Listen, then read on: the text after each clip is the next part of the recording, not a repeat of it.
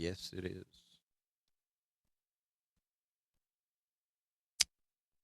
All right. Welcome back, guys. This is Relax Bro. I'm here with a very good friend of mine. Why don't you introduce yourself? I am David Dorsett from Bakersfield, California. So we met, I don't know what, middle school age. I'd want to say in betweens of elementary, probably element. Well, the Mannings. Yeah. Okay, well, I've known them since riding bikes in what we called Lancaster Field. Yeah. You know, man, years, bro, long time. Real long time. Yeah, I think I've said this before, but I didn't like you back then. Yeah, I grow on people eventually, I guess you could say. I was a I was a dick. I don't know. So how how let's go back further. You were born in Bakersfield. Born and raised in lovely Oildale. Uh Your parents married. Parents were married when I was born, and the marriage lasted probably about 2 years. I was 2 years old when they split up and they got a divorce because, of course, you know, I'm sure they were both to blame. I've I've always heard shit from both sides growing up because, of course, I come from a dysfunctional family. You So know, did you like stay with your mom? You go to dad? um, it was. I have a lot of memories of being with both. Like, to be honest, like the first early years, like especially now of what I can still remember, it was they were constantly fighting over me, and not only that, but my dad's side. To have you there? Well, they were fighting over me. You know what I mean? Who's gonna keep? Yeah, who's gonna, whether it been the weekend or I don't know. yeah, I yeah. think most parents. Well, yeah, it was. They at the time, of course, they were both on drugs. They were on dope. Um, and so then they got a divorce when I was 2 because my mom caught him cheating on her, and so then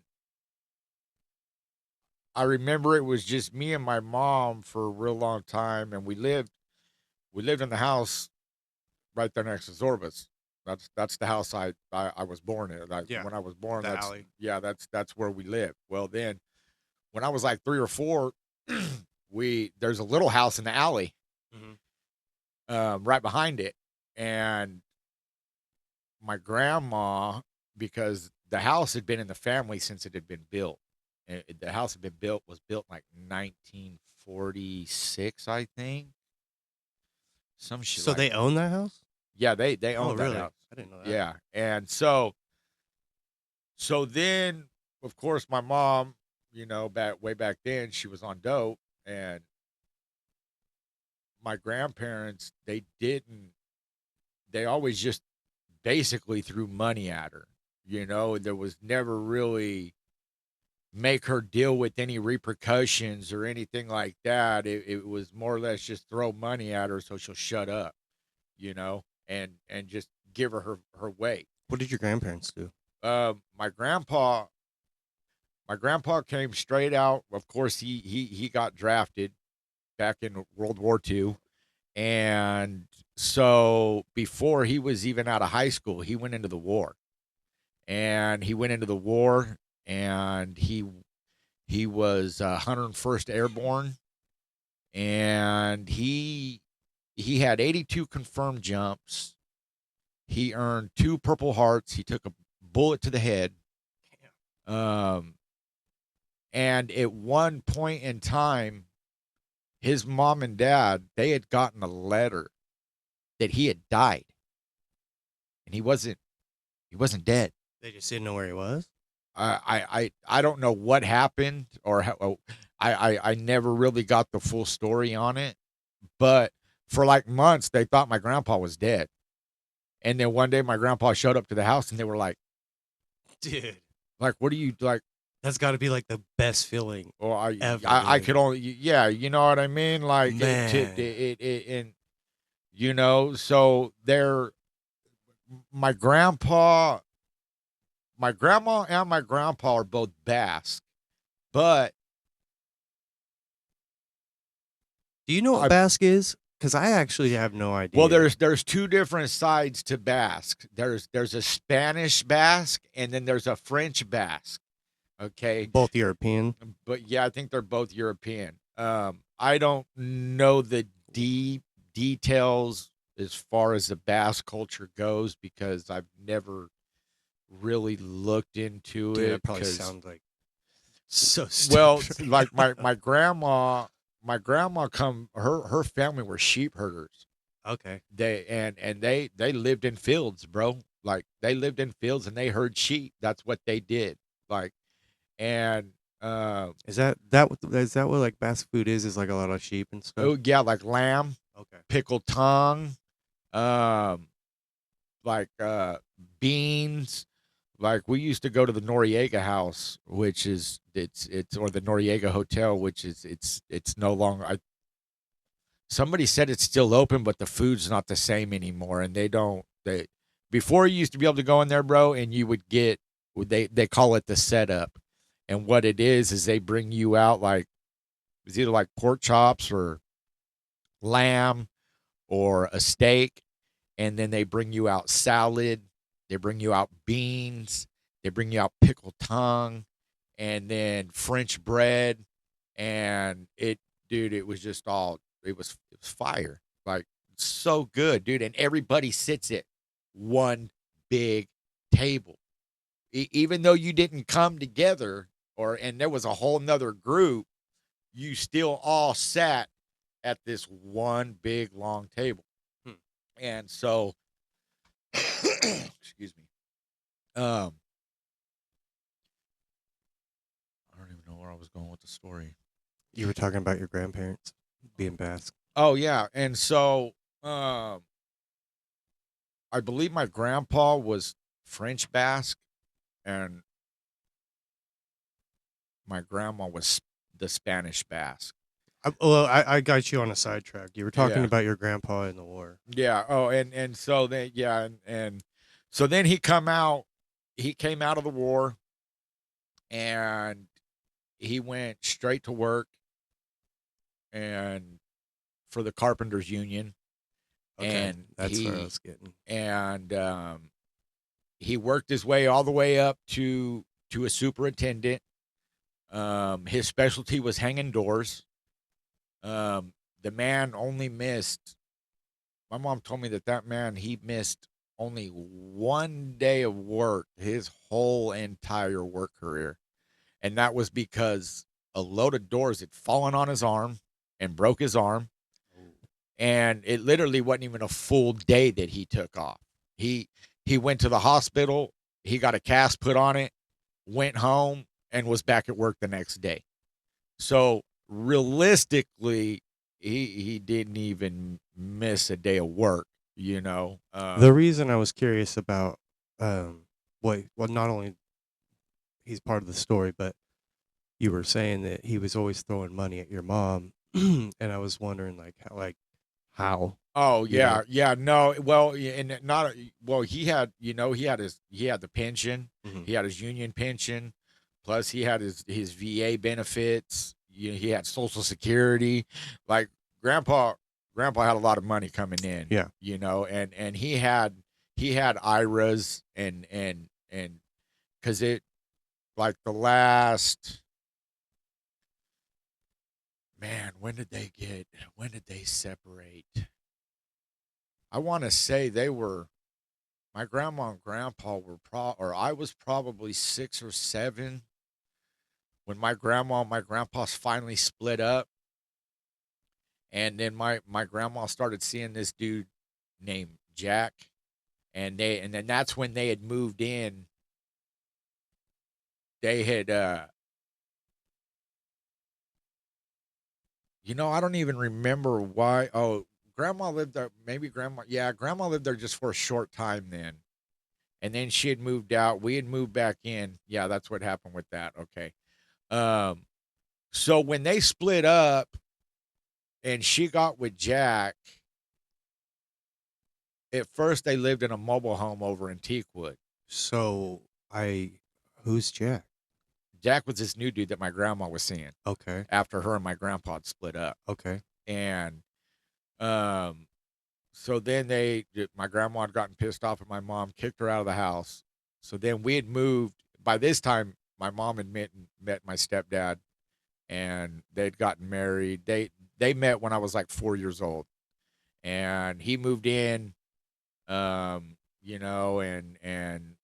took me in, as his own, you know, and there was a lot of other things that had happened to me in between then, the memories of being younger and it just being me and my mom. um we she had this girlfriend of hers, and that also had two sons. That one was he was a year older than me, and then another one that was like 6 or 7 years older. And they did they did dope together. They partied together. They ran amok together. My dad and her husband, which was, well, we won't say names, but even though he's not alive anymore, but they ran amok You together. can say his name if you want. Yeah, no, it ain't no big deal.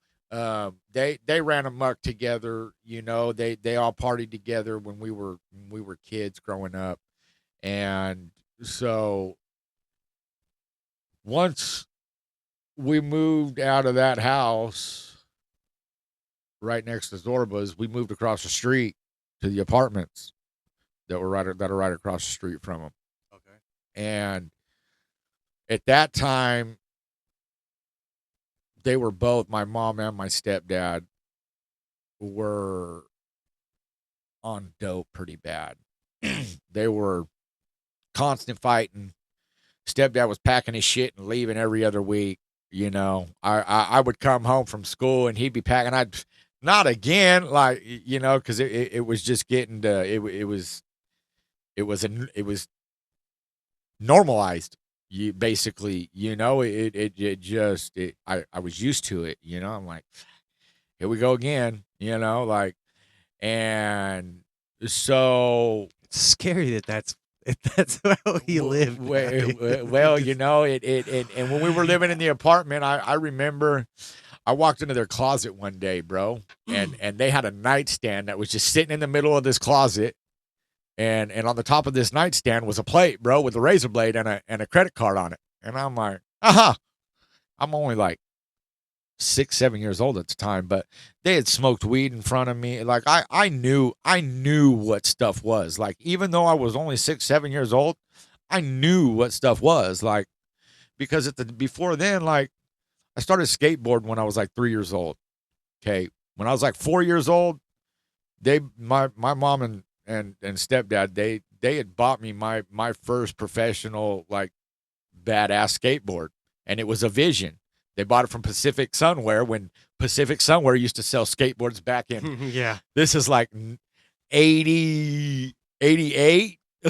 Yeah, it was like build your board there. Yeah, you can build your board there, bro. Like, yeah.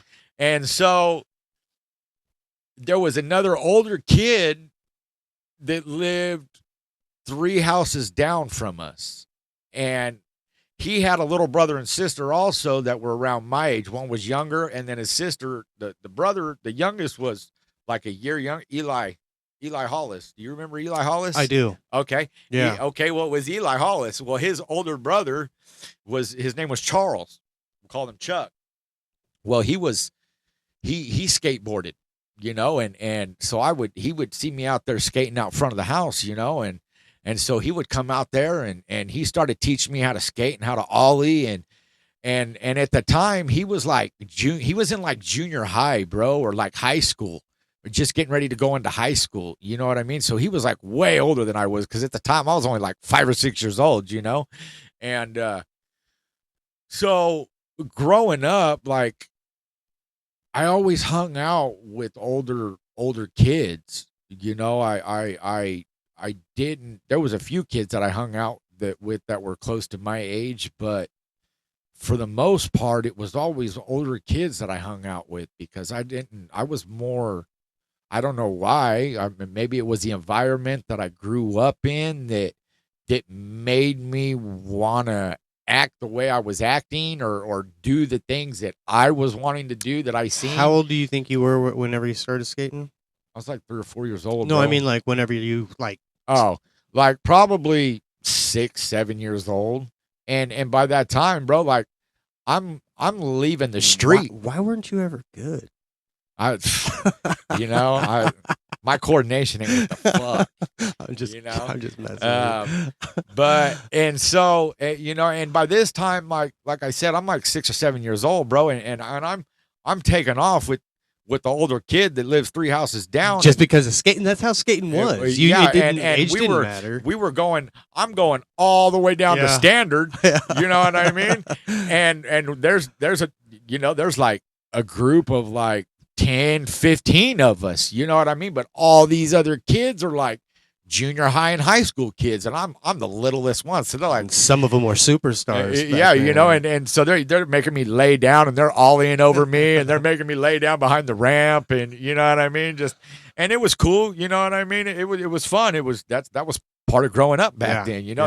That was the good times of being a kid. Yeah, right before phones. Yeah, way before phones. Well, I mean, before phones in general is a good time. Yeah, oh yeah, most definitely. Like and so and then as I got older, like I had that one friend, from my mom, that was my mom's friend's son, and he was a little bit of an influence, a bad influence on me, because we were best friends and we hung out all the time, and we started off smoking cigarettes. You know what I mean? We were. How old were you? Oh God, I was probably 8 years old when I took my first drag off a cigarette. Really? Yeah. Do you remember where you were? What were you thinking? Why did you? I don't even. I couldn't even tell you the thoughts that were going through my head then. And we thought it was cool. We were kids. We seen everybody else doing it. That's what that was like. I always looked at I looked around at everything, bro, and watched everything just like all kids do. You know what I mean? And why the shit that attracted me did, I don't fucking know. Interesting. I really wish I knew because I would have really liked to change that a long time ago. Really? Yeah. Would you not have smoked if you could go back? Oh yeah, most definitely. Really? I would have never started smoking cigarettes, bro. Never. Because you seem to like it now. No, I don't like it. Oh, okay. I hate it. Oh, really? Yeah, I don't. My bad. And it's.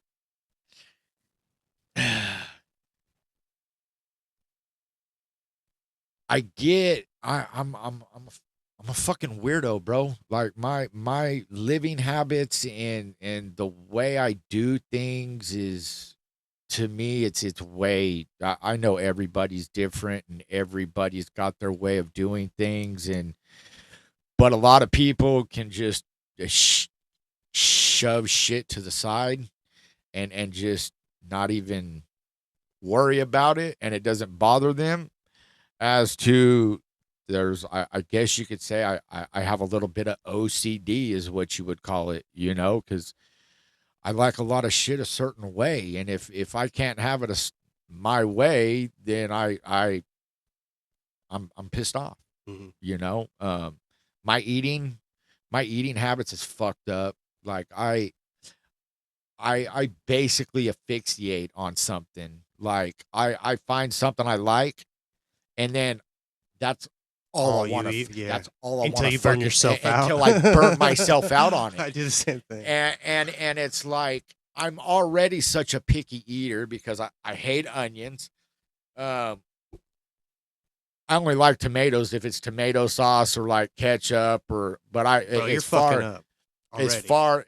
far as like chunky, just eating straight raw tomato. No, You don't I eat any vegetables? Just, no. oh, Like bro. I olives. I'll eat olives.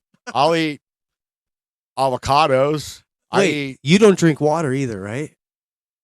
Is summertime. that I you? do. You don't. Summertime. I do. Okay. I have to. I sweat, dude. I sweat so bad at work, bro. And my salt intake, people were like, "You're gonna fucking dry up." Like, what the fuck is wrong with you? You don't get cramps and stuff? No, That is insane. no, because That's a I blessing. sweat. I sweat You should thank God so for that. bad, bro. But I you don't understand the amount of salt. But I've been like that ever since I was a kid, bro. Ever since I was a kid. When I was a kid, bro, you never find me without a little jar of lemon salt, bro. Like the Lucas constantly, always. When I was a kid, always had a jar of that shit, bro. Always eating lemon salt, bro. I don't know. I've been like that ever since I was a kid. Like, and when I was a kid, bro, I sucked my thumb. Yeah. Why I didn't even bring this up, I don't even know. But I sucked my thumb all the way up until I was like 5, 6 years old, bro. Like, why? I don't know. It kept you hydrated? Or? No, I don't. You know, it's fucking weird. It just, That's so fun. you know, and Let's bring you back. Let's bring you back. This is fun. You were talking about your friend when you were 8 years old. That bad influence. Okay, friend. so it started with cigarettes. Okay, and then one day, like we ran amok. Like we literally, like he lived in the Springwood Court Apartments, which is right across from the Springwood Court Apartments over on Victor and Norris. I'm sure I know. You know the big brown church on Olive Drive. Yes. Okay, well, right behind the big brown church are the condos. Okay, yeah. Okay, well, he lived in the condos. Okay. Okay. We call those the projects. Well, no, these are that's Springwood. Oh, okay. Those are the Springwood apartments across the street from the condos. Gotcha. Okay. The condos were nice back then. And that some of them I'm sure still are if they've kept up on them. Doubt it. But so they lived there. Me and my mom, we lived, you know, right there in Oildale on Highland next to Zorba's. And then Jesse's grandparents, which was his mom's parents, they lived off of Norris over by. Sorry, you suck your thumb, dude. Yeah, that was just that was a nervous. I don't know if it was a nervous thing or what it was. Sorry. It Jesse, is that your bad friend? The one you're talking about? Okay. Yeah. And so we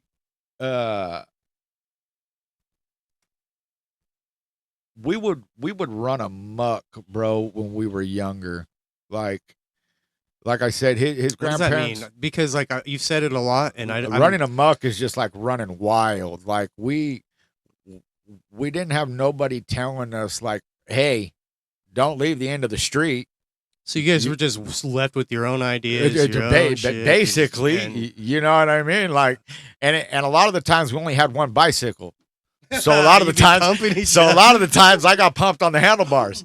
You know what I mean? So and at this time we're like only like in between 8 and 10 years old at the time, and we're literally going from Oildale all the way to like Fruitvale Norris Park, and then to Grandma Dolores's house, which is down Norris a little farther. And then there was times like we even went all the way out to where Centennial was at when Centennial was just being built. Yeah, I was just gonna say it's just okay. There was no River Lakes. The only thing that was at River Lakes was a canal and a dirt field and orchards. Like that's all that was there back then. And like I said, so one day we're coming down Olive Drive, and this is before Knudsen went through Olive Drive. Okay. And at the time there was just the 7-Eleven that was right there was the only thing that was right there, and then it was all dirt field. So, and there was that little smoke shop that's on the corner right there, and that was in front of the car wash that burnt down. That was a 1-hour Martinizing. Rest in peace. And so we're going towards Oildale one day. I'm on the handlebars. We're riding down the sidewalk, and I'm looking down. Well, all of a sudden, I see what I thought was a joint, and I'm like, "Hey!" I told him, "Stop, real quick." He's like, "What?" I said, "I think I just seen a joint," and he's like, "Shut the fuck up!" And I said, "No, I swear to God." So I jump off he stops. I jump off the handlebars. I run back, and sure enough, bro, I picked it up, and it hadn't been smoked or nothing, bro. Like freshly rolled, like I straight broke it in half. And sure enough, bro, that motherfucker was full weed, and I'm like, he's like, "Fuck yeah." So we put it in our pocket. I jump back on the handlebars. Well, we do a U-turn, bro. We're like, we're going to go back to Grandma's house. So we go back to Grandma Dolores' and we go in the backyard. We go all the way. She had a big-ass backyard. How old are you? We're like 10 years old, maybe. Oh, man. Yeah, we're like probably 10 years old, like 10, 11 years old. And so Were you regularly smoking at this point? Not weed. I never smoked weed. No, I'm talking about cigarettes. Oh, yeah. Well, yeah. I mean, whenever you could get them. Well, yeah. Whenever we could steal them. But you know know it was what like I an mean? active thing. You guys were like, but yeah, we were we were badass kids. Dog. we were the classic Delium poster childs, dog, for Oildale. You know what I mean? Like, and so you're in Grandma's backyard. We go in Grandma's backyard. Grandma's got like a 1/4 acre backyard, bro. Oh, so nice. and then there's a shed way in the back, bro. So we go way in the back in the shed, bro, and we light up half this joint, dude, and we both hit it a couple times. And so then we put it out, just kind of sitting there, and we're like, we're hungry. Let's go inside and make Grandma make us something to eat. So we go inside, and she ended up making us something to eat. And then, you know, as time went on, you know, his older brother, he was like 7 years older than us, 8 years older than us. So by this time, he's like in high school, and he's smoking weed, and he's partying and doing all this. So, you know, of course, we're watching all this, and we're like, yeah, you know, we want to be cool too. You know what I mean? And so that's kind of like where my down spiral went, you know, because before, like, all through elementary school, like, I was a good kid. Like, I was on the honor roll. Like, I got good grades. Like, my mouth got me in trouble. You want to say hi to him on here? No, I'll call him back a little while. We'll be stuck on the phone for a minute with him. But you know, my mouth always got me in trouble, you know, because I was always a class clown. You know, I want to be a smart ass, you know, and always been real opinionated and just didn't care, you know. And so why do you think you didn't care looking back? Is it just because you felt like your parents didn't care, or like you didn't have that supervision? What was it? Well, we'll kind of rewind a little bit. My real dad, he was around for like the first 5-6 years of my life, or I'll say the first 8 years of my life. And then it came to a point to where he was with these dope fiend broads, you know, that he was chasing. And so did they both continue using ever, like it never stopped, or what? Like, no, yeah. My mom stopped using when I was like 12 years old. I was like 11 or 12 years old when she finally stopped.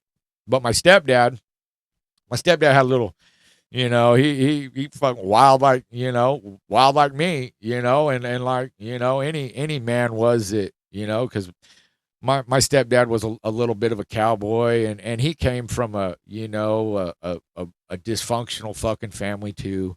The line of dysfunctional fucking families goes a long fucking way, so it's hard. I guess you could say it's hard to break the cycle, because it You just basically saw this around you and accepted this love and embraced that lifestyle, and because it was your family, that was what you knew. That's all Yeah. you could do. Yeah. And like, don't get me wrong, like, yeah, my parents were on drugs, and But they yeah, loved you and they but had but you they around. we Yeah, they cared about we you. always had a roof over But our that head. was what life was normal to you. You know Well, what I yeah, mean? and like like I Yeah. said, I was young, I was a kid. I didn't when we're at that age, we don't know any better. Yeah. We don't know any different. You know what I mean? Because to them, that's our parents, and that's all we know. We don't know anything else until we get into school, and we start learning about everything else. And as we get older, we more and more shit starts to click, and you're like, oh, I oh, fuck, like, motherfucker, Yeah. and there was a lot of that for me growing up. I've made a lot of mistakes.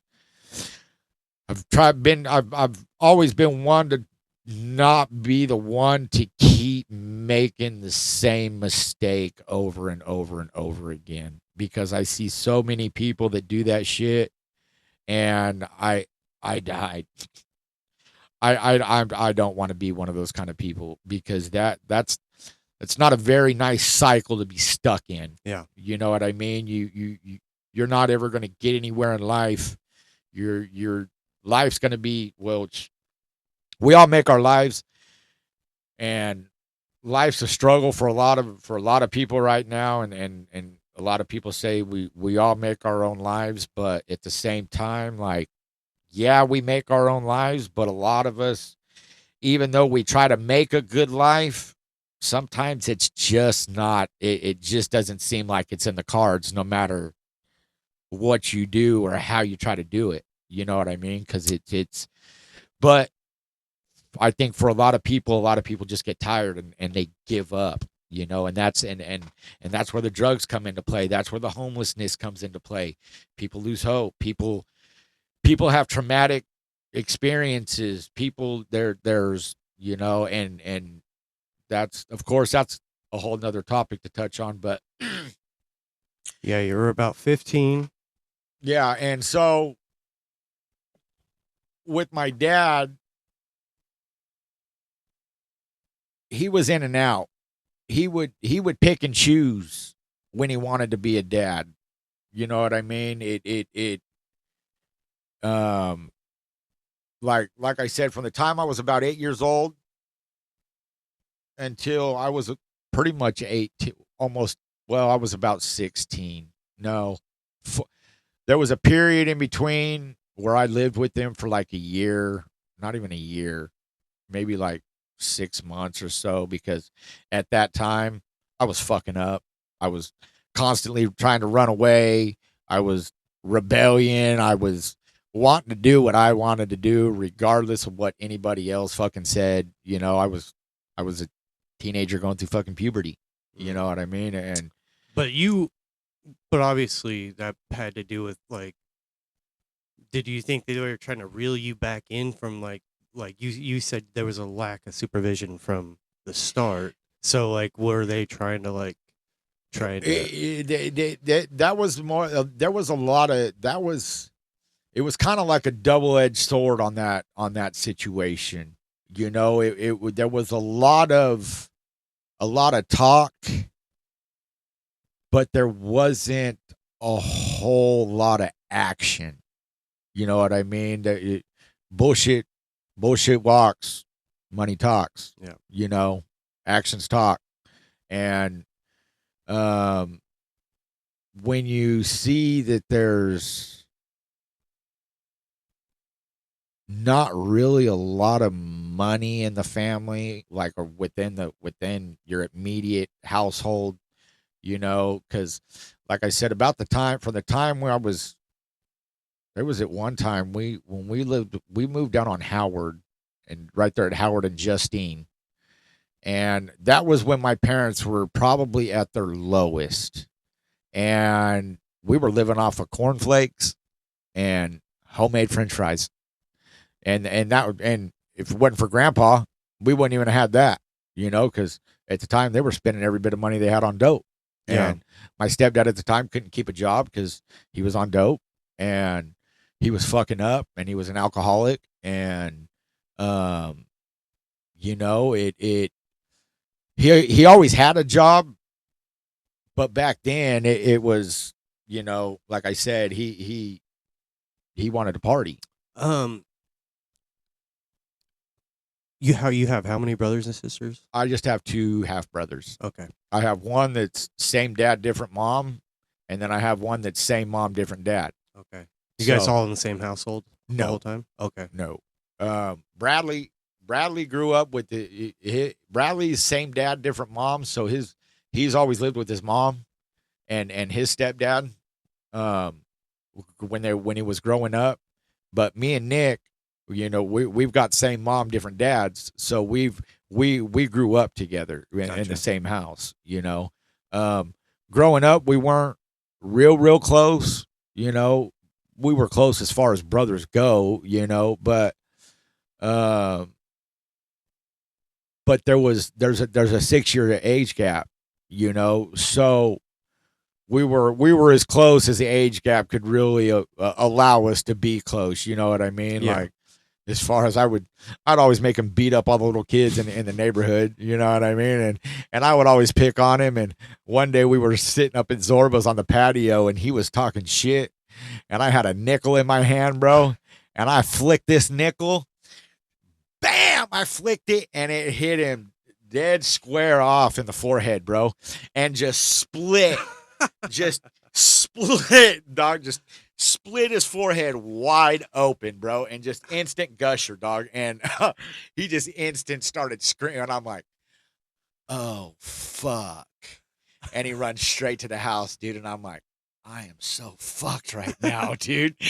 And, and then once he started getting older, and he was getting into high school, and by this time I had left the house when I was like 16 years old. By this time I was. When did you start doing drugs? Oh man, smoking weed every day. That started at between about the ages of 11 and 12. Damn, how'd you afford that? And then by freshman year, I was doing cocaine. And then because you were hanging out with the same older people, or what? no, this was these were whole new dudes, a whole different group of friends by this time. Like, and that was the thing with me, like growing up, like I was always a well-known kid. Like I got around. Yeah. Like I really did. And it's crazy to think that's how I was then, because now I hate people. It got real bad like that after COVID. It seemed like once COVID hit, bro, like people got weird and people got lame.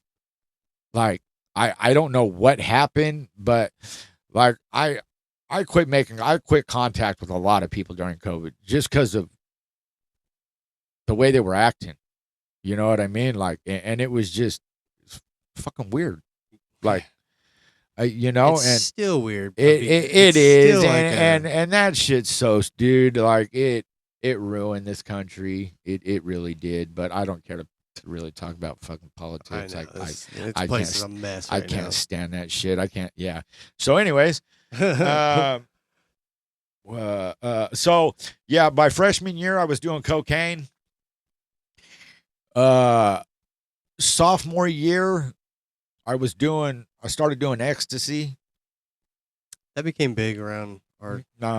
And as a matter of fact, the guy that I was buying that I met the guy that I was getting my cocaine through at Community on 34th in 8th grade, because I'd gotten kicked out of school in 8th grade for sexual harassment. What? Yeah, because I wrote a dirty letter to a girl, and her friend found it in her backpack and took it up to the office and gave it to the probation officer, Mr. Brown. Dirty letter. Yeah, I was. Was it dirty? It was dirty. and so I got kicked out. This was like a month or two into 8th grade. Mind you, I spent 6th grade and 7th grade basically almost a whole year as an opportunity with Mr. Kyle. Oh, dude, Mr. Kyle, yeah, Mr. Kyle, bro. You guys probably got along though. Oh no, we didn't. No. Oh no, we didn't. He suspended me one time for 3 days for farting in class.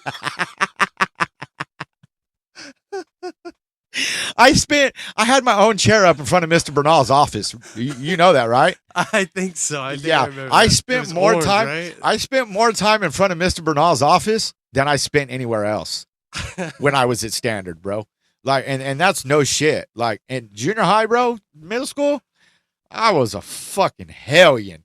There was no fucks to give about anything. I think a lot of people were scared of you. And I don't even know why, because I was so small. I know. I think it was just you had this confidence about you, like that you just didn't give a fuck. No, I did. And that's how I've always been, you know. And then, you know, and so yeah, he suspended me one time for 3 days for farting in class, and so then, like I said, I got kicked out 8th grade year, had to go to Community on 34th. So I'm going to Community on 34th, and I'm fucking meet this other dude that's fucking going there, and he's like, it's like his senior year, I think it is, or he was like trying to catch up so he could graduate. Yo. All right, we're back. You ever use this stuff? It's like this Vicks Sinex. No. Oh, dude, it's like spraying Vicks directly in your nose, bro. It's so good. I'm trying to get sponsored.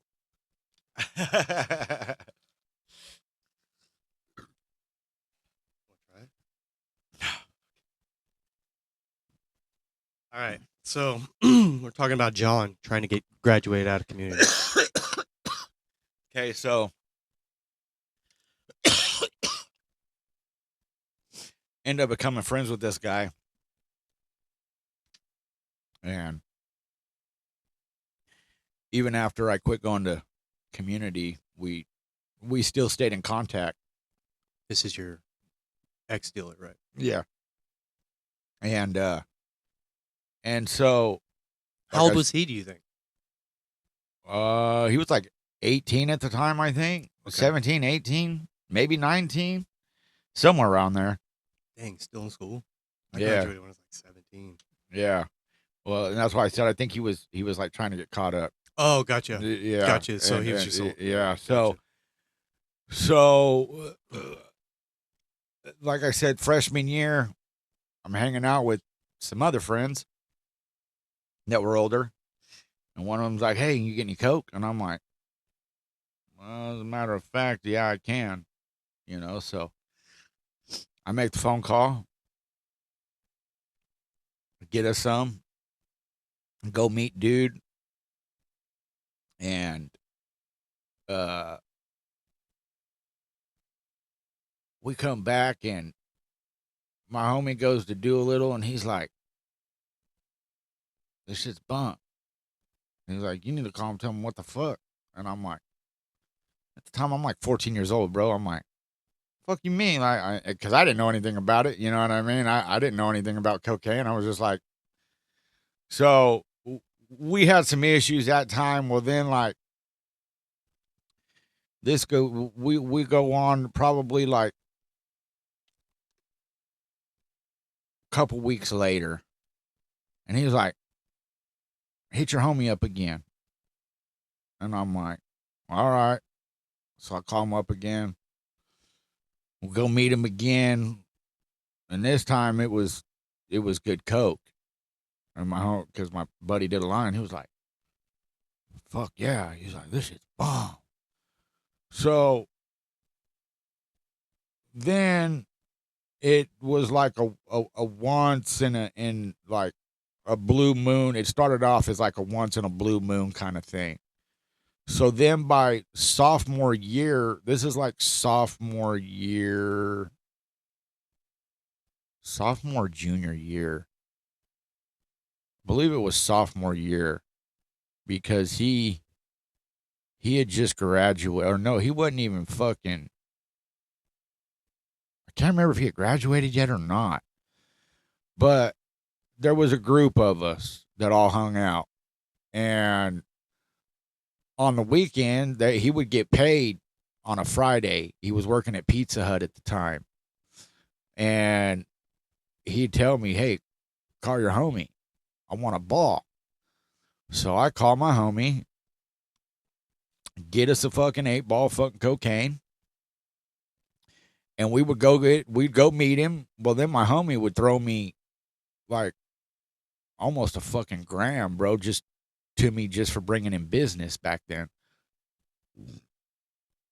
So as soon as I got that, I'd crush it up in the bag, bro. I wouldn't line it out or nothing. I'd crush it up in the bag, take a straw or a dollar bill, and I'd snort it straight out the bag. Not knowing how much you're getting or anything. Yeah, like I just didn't even give a fuck, like, because that was my whole mentality. Like my whole mentality when I was doing drugs, the whole time I did drugs, was to basically do as much as I could for as long as I could. And so we would. Was that like a thought? Like a thought process, like, oh hell yeah, or was it just like that's just what you did? A little bit of both, I think. Like you wanted to do it, but at the same time you were just like that was just what naturally came. I can't say I knew the repercussions of my actions before I made them. You know, all the decisions that I chose to make when I was growing up, I knew what the repercussions could come from them just because of the life the family life that I grew up in. You know what I mean? I wasn't a sheltered kid. You know what I mean? I knew what everything was. I knew that dope was dope, and I knew dope was bad, and I knew that there wasn't nothing good that ever came from it. But the sad part was that I still chose to do the drug myself, knowing what, the consequences that could come from doing it, you know? And that's kind of been my whole problem growing up. Like I've always been such a hard-headed person. I've always had to find things out the hard way, as some people would say, or my own way. I've never really been one to try to take anybody's advice, and do you think it? I'm just curious, because I grew up similar. Mm-hmm. I've always noticed that like smoking comes hand in hand with drugs. Do you think that somehow smoking kind of gave you this like, oh, I'll try something new now? Do you think it has No, anything to do it with was you just. trying? I think it was just everything in general. Okay. Like it wasn't. It wasn't just one thing. I didn't just asphyxiate on one thing like that, and then would. So when you did coke, you just still were doing weed. Did you drink? No, Because you were still young. Yeah, no, drinking's never really. I mean, I've drank and I got drunk, but We'll get to your drinking phase. There was a oh while. yeah, There was a minute, but we'll get there. Oh, we will get there. Yeah. I promise you that. But I wanna stick on this with your drugs, because there's one. I imagine there's a point where you stopped doing. You were still doing all these different things regularly, or Oh yeah. okay. Yeah. I once I started my drug career and started doing drugs, there wasn't really any stopping points up until I was in my 20s. From like my early, from like 15, 14, 15, until my early 20s Did you get into is, meth? oh yeah. Okay. Oh boy, did I. How old were you when that started? That was, I think I was 16 the first time I did dope. Was it because you didn't have Coke? What? Well, see, that's that's the thing. Drink that thing.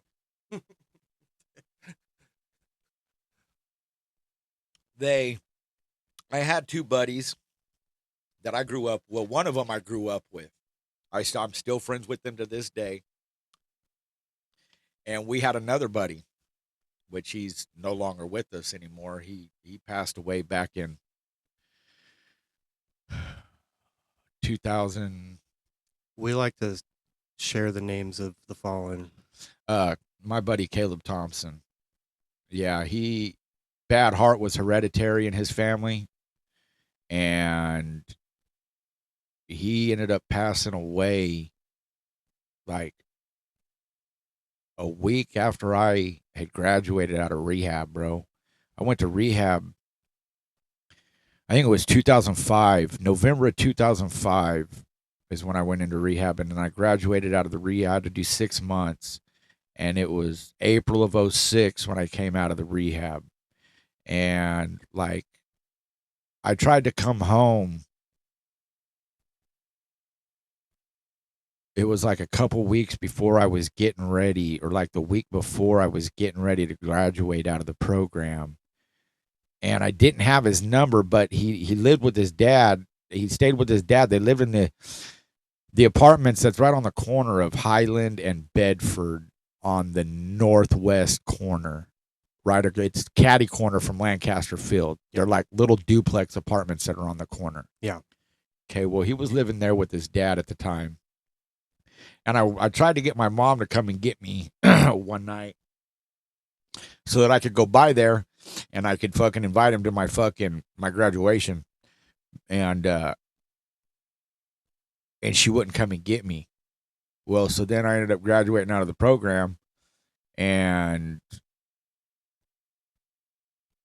there's more to that, so we'll get to that part in the story. But he ended up passing away, bro.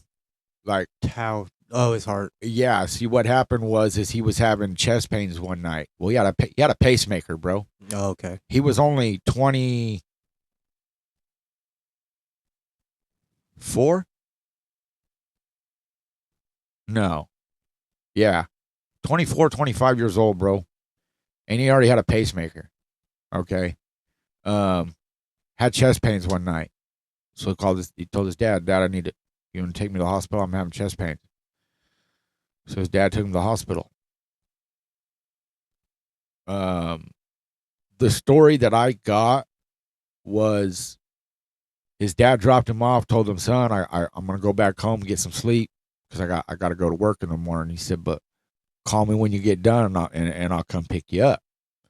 This was at like 11:30. The story I got was that the hospital said that they didn't know that he had a pacemaker, which is crazy.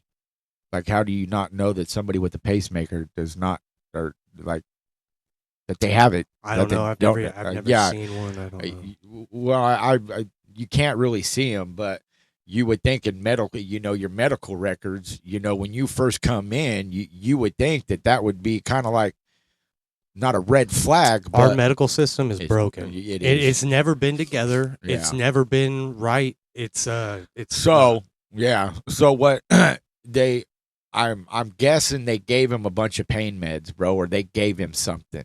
Oh, to deal with pain. And it killed him. The hospital called his dad at 3 a.m. saying, we're sorry, but your son has passed away. Bummer. Yeah, dog. Crazy. You want to say his name again? Caleb Thompson. And but before all this, yeah. So we're going back to 16. You just started your meth career, your drug career. I'm hanging out with him and Hareem. We're like the Three Musketeers, dog. Okay. Like when did you meet Hareem? Oh God, me and Hareem met each other when we were like let's see, he's like 2 years older than I am.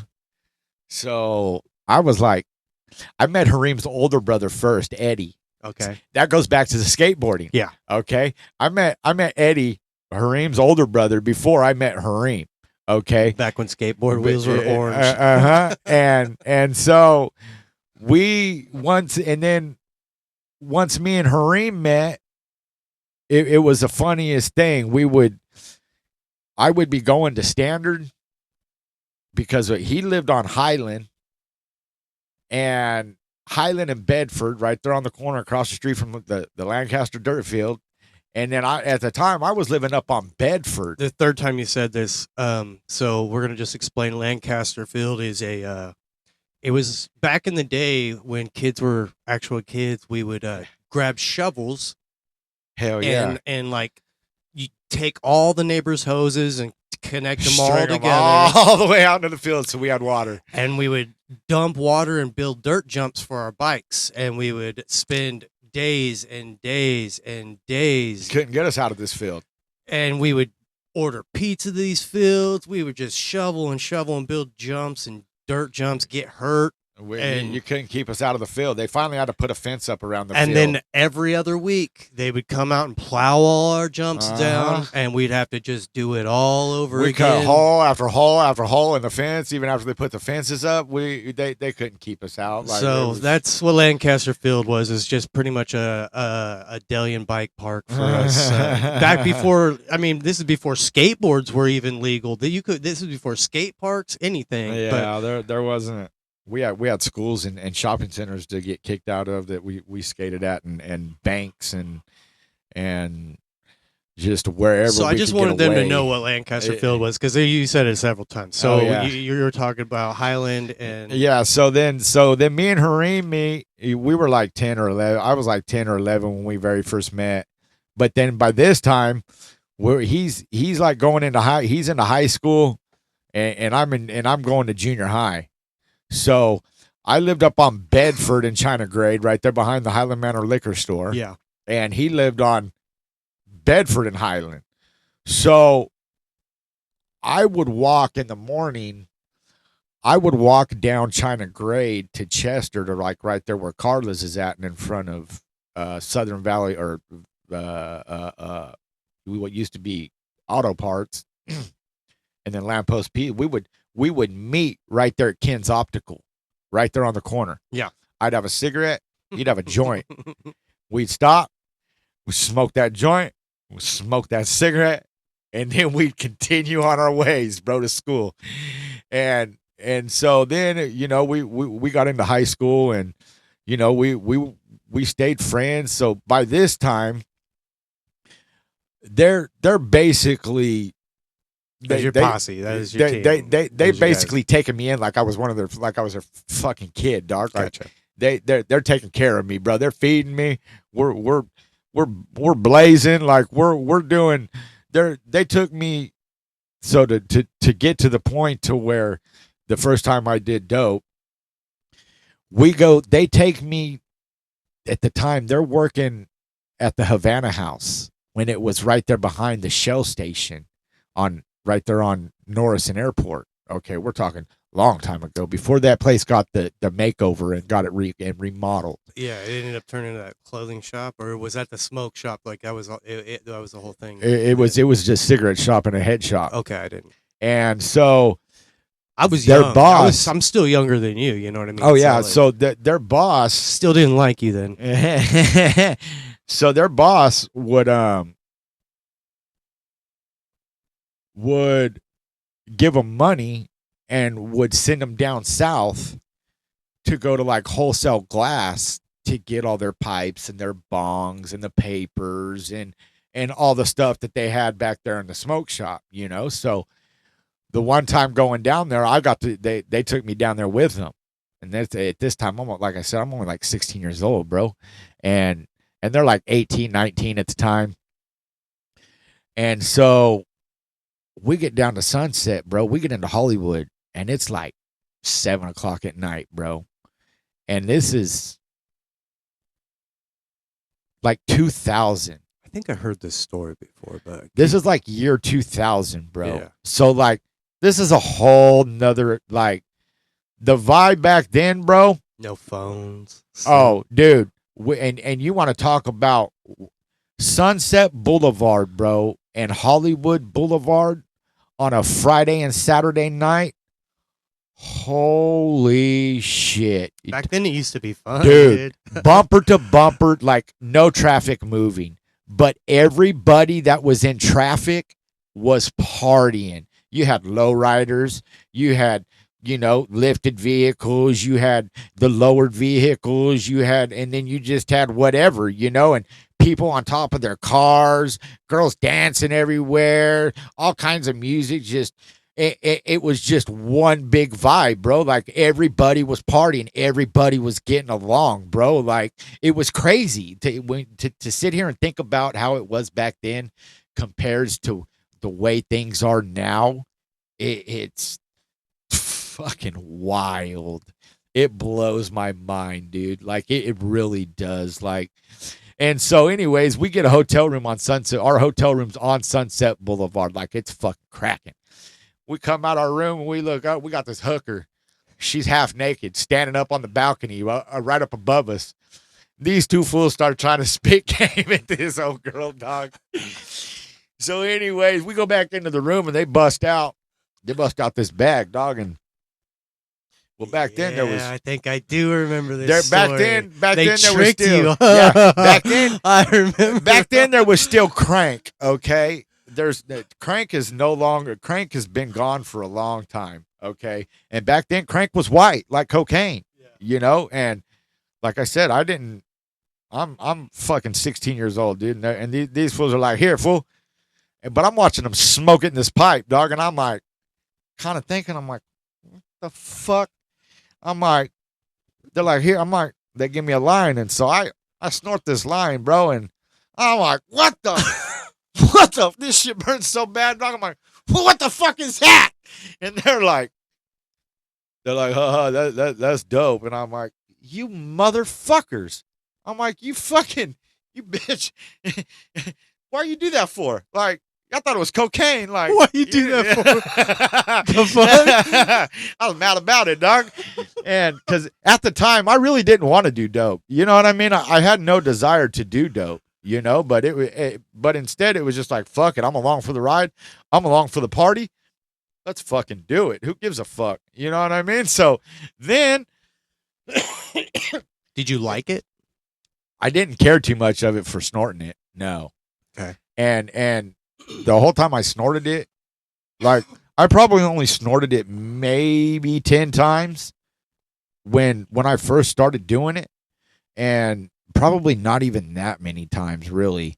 Why did you keep doing it if you didn't like it? It was more just because it was there, and not even the peer pressure, because it wasn't even no pressure to do it. It was just more or less, I guess you could say I wanted to do it. You know what I mean? Even though I couldn't say I didn't like it at the time. I just, once I did it another way, then I liked it. I wonder why. Because of the effect. And we'll get to that. Okay. The snorting it, I didn't get much of a rush from it.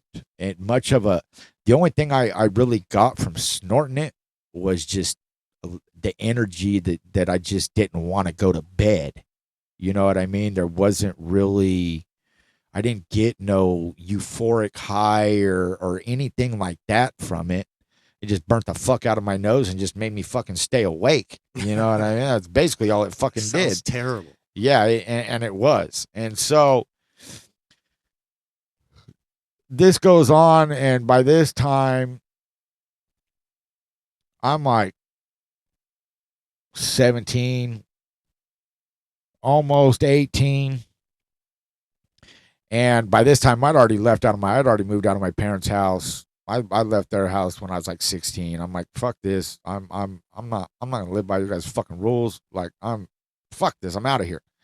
So I bounced. Probably trying to make you not sag. Oh yeah. Fuck that. I'm leaving. There was a lot of there was a lot of shit that came into play. You know, they didn't, everything they used to make me do when I was a kid, bro, like chore wise on the weekends and shit. They didn't make my fucking little brother do that shit, dog. My little brother skated clean, dog, on weekends after fucking his whole time he was in high school and junior high, dog. Like, he never had to pull no fucking weeds and had to mow the lawn and shit before he could go do anything on the fucking weekends and shit like that. Like, he fucking, you know what I mean? I was, fuck this, I'm out of here, dude. Like, you know, I'm like, so, and not only that, but I thought I knew better. You know, I thought I knew everything, you know, like a lot of us ignorant, you know, teenagers do as we're growing up, and we want to be rebellious, and we think we know everything and the world's out to get us and this and that. And, you know, it was, It kind of felt that way though. it did, you know, because a lot of us, some of us were more fortunate than others as far as family life went, and as far as the home life went growing up. You know, some had more than others, some had less than others. You know, some had only a mom, some had only a dad, some only had grandma and grandpa, some only had a foster parent. You know what I mean? Like, and so it just, Drink your soda. fuck off. Just drink it, bro. Take a break and drink it. Take a breath. So yeah, so by that time, by this time, me and Caleb, Hareem was still living with his parents, and Caleb was living with his parents. Well, then all of a sudden, they decided they were gonna the guy that they worked for at the Havana House, that owned the Havana House, he had some houses. Well, he had a house over off of Wilson and South J over in Southgate. Okay, we're talking hood, bro, straight hood, Straight hood. Okay. So they move into that house. Well, we all three move into that house. And there was another dude that was supposed to move in there that night too, but he did some dumb shit that night, the first night we were supposed to be there. And they ended up kicking him out, made him move out. So we move into this house, bro, and it's me, Caleb, and Hareem. And my whole thing back then, bro, was females, like girls. That was my whole thing. That's all I wanted to meet all the girls I could meet, and I wanted to hook up with all the girls I could hook up with. And everybody always knew that. So I was always the one that everybody always wanted to come to on the weekends and parties. Hey, get the bitches. And so Hareem and Caleb were always bad about that. And so me and Caleb, we come home one day, and there was we had 3 pit bulls at the time. We had 2 that were chained up in the front yard, and we had 1 that was chained up in the backyard. We pull up on our driveway one day, and we've got these 2 black dudes walking out of our backyard with our recyclables in their hands. And we're like, what the fuck you think you're doing? They said, shut the fuck up, white boy. This is our neighborhood. These are our cans. We just kind of all 3 looked at each other and was just kind of like, I guess we need a U-Haul. So we went and got a U-Haul, dog, and we moved out. Well, at that time, Caleb's mom passed away right before he graduated high school. And so by this time, his dad had met this other lady, and they were starting a life together, and she was wanting a new house. She wanted a different house than the house where they were living, which was right over here on Wrench Road, right around the corner from the sheriff's corner. Yeah. Okay. So what ends up happening is Caleb's dad was going to let the house go back to the bank and let it go into foreclosure. But before it did that, he went and bought another house up by BC. So once we moved him out of the house on Wrench Road. He's like, well, you guys can go ahead and stay here until, you know, until the bank comes and takes it. And that could be up to a year, you know? So we were like, well, fuck yeah. So we fucking move in there, me and Caleb. So we move in there, and I had some buddies that lived in the neighborhood where we had just moved out of over on Southgate. And They come with you or what? they ended up moving in for a short period of time. Two of them did. And there was some shit going on at the house, bro. We had I can't, I'm not going to say names, but there was basically a shootout out in front of my house. There was Molotov cocktails being made. Why? But just crazy, just drugs, just it I can't really say gang shit because they weren't really part of a gang. Just clicks. It whatever in the fuck it was, you know. Drug beef. Yeah, you know. So shit's like off the hook at the house. We're doing whatever we want. You know, we're partying, we're doing dope. And so then they move out, and it's back to just being me and Caleb. Well, we've got this guy that lives next door to Caleb, which he's passed away now also. Rest in peace, Tony Sizemore. He lived next door. Well, this dude had everything, dog. Like, he had, at the time when the F-250 body style, the badass F-250 body style, you know, about 2005, 2000, or this was about this time, it was 2001, 2002, 2001. Mine's in 03, so. Yeah, okay. Yeah, okay. So it was somewhere around there. Okay. Well, he had a badass 4-door, dog. Silver, lifted on some badass 35s on some weld rims. Like it was clean as fuck. Plus, he always had badass mini trucks. He had a badass street bike that was all airbrushed by Airworks and Crazy Customs. Like the dude had money, bro. You know what I mean? And he was a cool ass dude, crazy as fuck on a street bike. Like that's how he passed away. Oh, He passed away on I think it was Ash or District riding a wheelie, bro, and died like a couple years back. Like hit something? I don't remember. I think he hit a car. But then Caleb and Tony, they'd been neighbors for a long time because that was the house that Caleb grew up in. And they had another friend, which his name was Jason.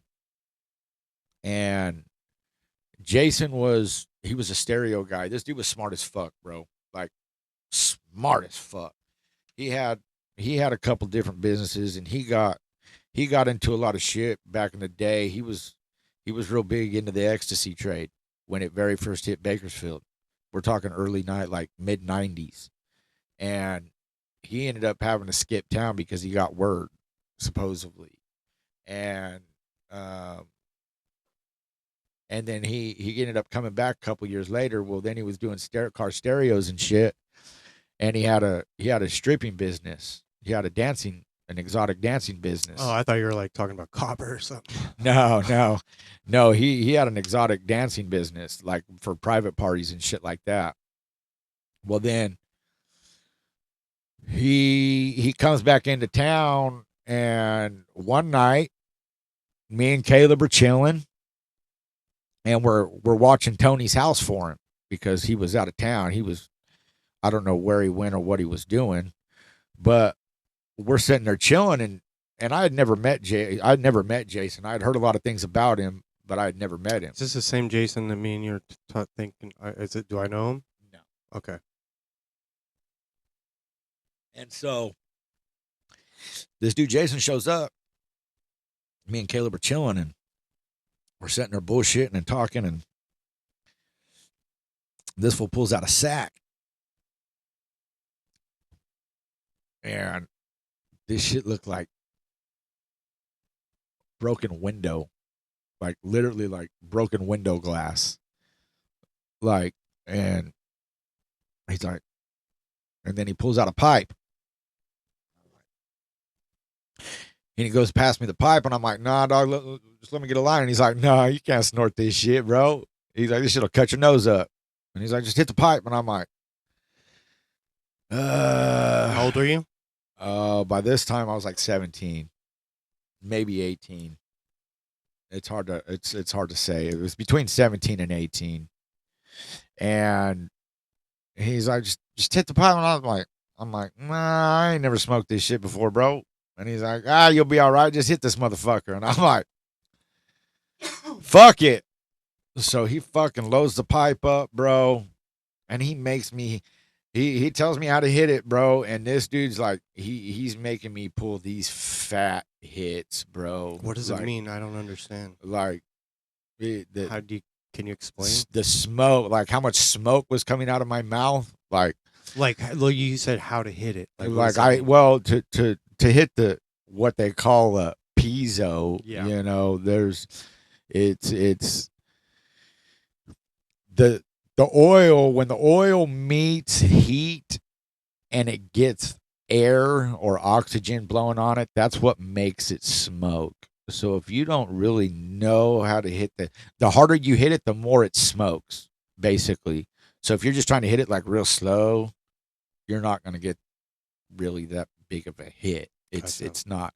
And so this dude had me like pulling these big old huge ass hits, bro. And your very first time. Yeah, my very first time. And so after I hit the pipe like probably 3 or 4 times, bro, then he like disappears into the bathroom. And he's like, hey, you guys, come in here real quick. I'm like, what the fuck? Well, in the bathroom, there was granite countertops. And he's got like 6 lines lined out. Of the same shit? Of the same shit. That he just said, we'll cut your nose. Yeah. And I'm like looking at the lines, and I'm like, the fuck you? Whoa. You just said we can't snort this shit. And he's like, he said we couldn't snort it like that. But this is what we're doing. And so he pulls out a glass tube and a torch. What? And he heats the end of that glass tube up. And he's like, now watch what I do. So he heats that tip up. He puts the cold tip in his nose, bro. And he takes that heated tip, and as he's dragging it across the line, that dope is turning to smoke as it's hitting that glass tube. And so as he's dragging it along that line, he's breathing in through that tube, which is causing it to smoke also. So he takes both these big old hot rails, bro. That's what that's called? That's what those are called. Okay. It's hot rails. Okay. And he blows out these big ass clouds, and he was like, all right, here, your turn. And I'm like, so he's just schooled you on every way to do it right there. Except for fucking, meth class. Yeah, basically, you know what I mean? Like, so. Third period, we're at meth class. So at this time, I have a rush. This is crazy. At this time, I have a rush that is going through my body at the time right now. Before you did it. As soon as I smoked it. After I took that first hit, that rush started to come on. Immediately? Immediately.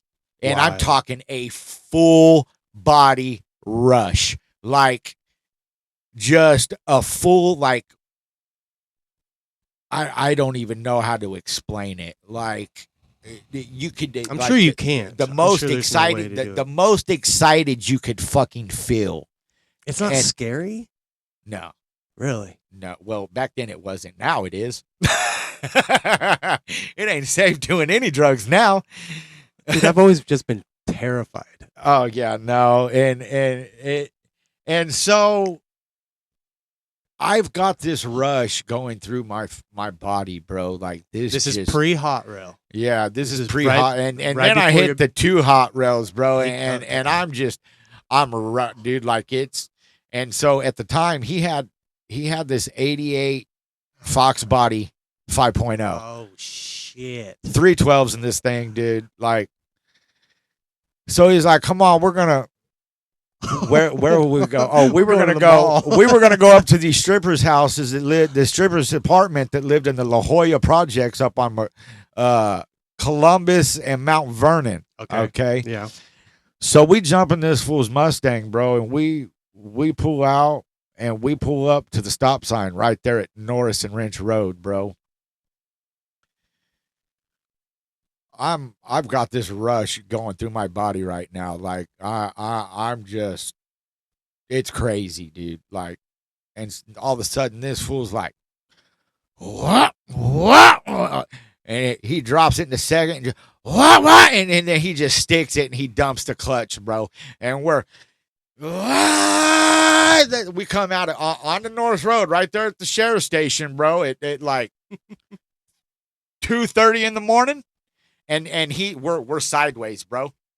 Just you could do the stereo in the thing was retarded, like, and it's up, bro. We're dumping, dog, and he's just sideways. There's sideways out of this thing, dog, and I'm like, oh my god, like what is going on in my life right now, like, and from then it was that was it was on and cracking after that. It was like.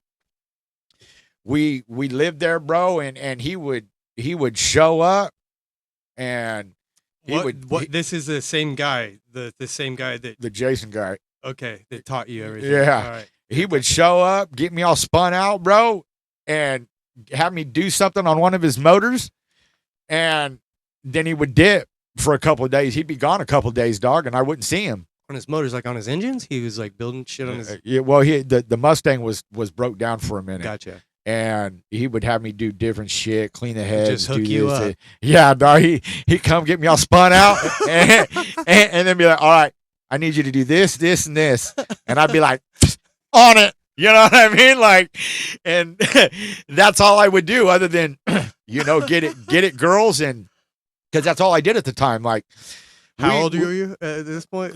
Like 7. I'm still like 17, really? 18. Like, damn, 17. that was a fast year. It was like 17, dog. Doing like all kinds of shit. Yeah, and so then this one night, me and Nick Bruton. Oh dang.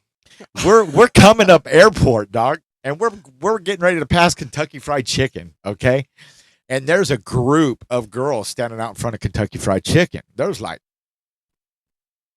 6 or 7 of them, bro. Maybe 8 of them. And there's a bunch of us back at the house, dog. Well, me and Nick go to the house, and all of a sudden Nick's like, I'll be right back. And I'm like, okay, whatever. We're like, whatever. Well, this fool, what'd he do? This fool jumped back in the car, dog.